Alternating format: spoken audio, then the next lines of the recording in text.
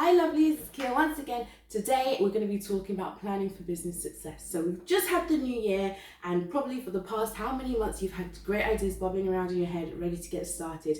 And new year is a time when a lot of people do start to set up the new businesses. So if that is you, I've got a couple of really quick tips for you coming up in this video, and then we're going to be doing a short series on business planning and making sure that you're implementing the right techniques to ensure that your business actually grows for success in the year 2022. So make sure you stick around for that one.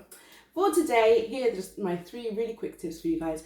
First of all, have a business plan. Please have a business plan. Business plan is the blueprint for success in your business. It's going to give you your KPIs, it's going to give you your goals and your milestones that you want to hit, and a plan to follow to actually achieve success in your business.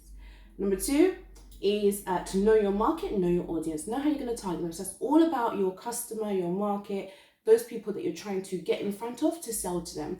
Now, if you need help with those 2 points in particular, we have a business plan template available to download for free from the website. So I'm going to link that in the description box. Go ahead and get it. It's completely free. If you need any help, just ask me a question. I'm happy to help you out with that. Last but not least, have fun.